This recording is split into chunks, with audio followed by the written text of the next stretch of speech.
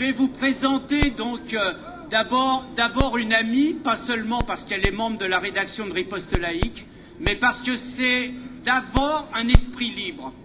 Un esprit libre, féministe historique, qui n'a pas hésité dès les années 70 à prendre le contre-pied du discours politiquement correct quand certaines féministes et certains gauchistes vous expliquaient que l'excision, c'était une tradition culturelle et qu'après tout, c'était avoir une vision occidentale que de combattre l'excision. Et qui également, dans les années 90, sans hésiter contre la majorité du mouvement féministe, a immédiatement condamné la réalité du voile dans les écoles et tout simplement dans la société. Je vous demande donc d'applaudir Anne Zelensky, présidente de la Ligue du droit des femmes, héritière de Simone de Beauvoir.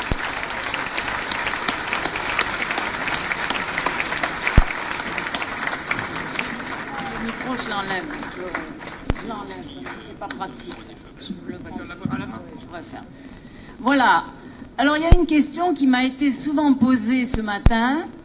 Mais où sont passés les féministes ? Si vous avez bien calculé, sur les 24 intervenants, il y a 2 féministes militantes déclarées. Bon. Alors, le landerneau gaucho féministe, bon, je ne vais pas être très long parce que je comprends que vous soyez fatigués, mais quand même, il faut envoyer quelques trucs. Alors, le landerneau gaucho féministe m'a accusé de tous les maux. On m'a dit, mais comment, toi, une féministe historique qui a été compagne de route de Simone de Beauvoir, qui a initié le manifeste des 343 pour un avortement libre et gratuit, oui, mes amis, oh!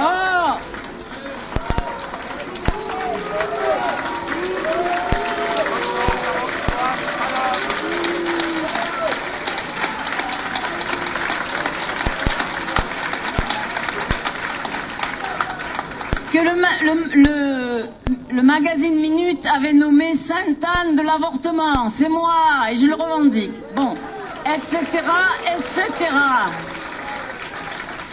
Comment, m'ont dit mes petites amies, comment tu peux cohabiter avec des identitaires?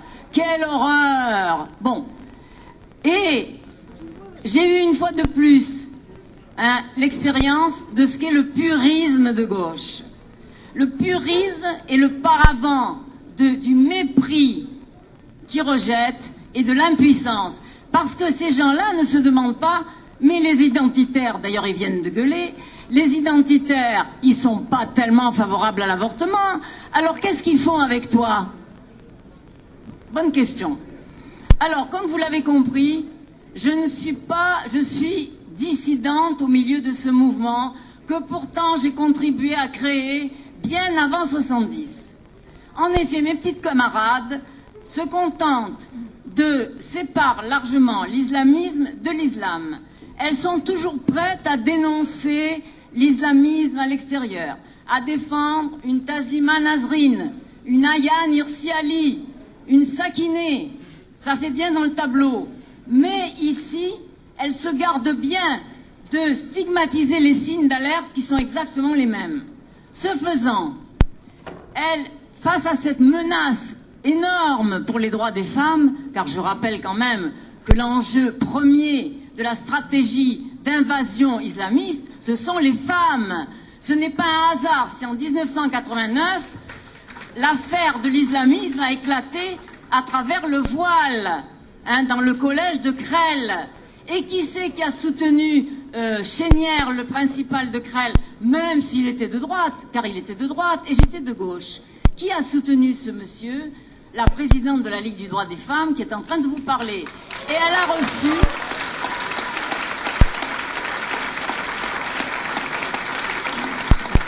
reçu des patates de tout son camp. Alors, en ne faisant pas face au danger islamiste, mes consoeurs vont dans une double impasse. Premièrement, elles mettent en cause des acquis chèrement conquis. Deuxièmement, elles désespèrent leurs sœurs d'ailleurs, car les femmes d'Iran, d'Algérie, etc., attendent des signes d'encouragement de nous. Et qu'est-ce qu'elles reçoivent? Des discours imbéciles sur le respect des cultures, l'islam n'est pas dangereux, religion de paix, de tolérance, etc., etc. Elles n'en ont rien à foutre. Et les féministes algériennes nous ont envoyé une lettre adressée aux féministes françaises pour dire leur désespoir de voir que nous ne leur apportions rien de nouveau. Bon, donc si je suis ici, avec les identitaires entre autres, bêtes noires de mon ex-camp, c'est parce que la gauche est incapable de prendre en charge la menace gravissime que représente l'islamisation de l'Europe.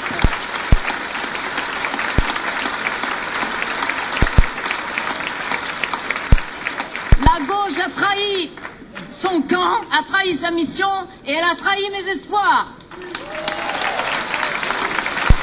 Alors que fallait-il faire? Alors que fallait-il faire? Rester seul dans son coin et pur, seul et pur bien sûr. Ou alors s'allier avec certains qui partagent mes positions. Mon objectif a toujours été, depuis 42 ans où je me bats, mon objectif n'est pas de savoir avec qui je m'allie, mais pourquoi je m'allie. S'allier...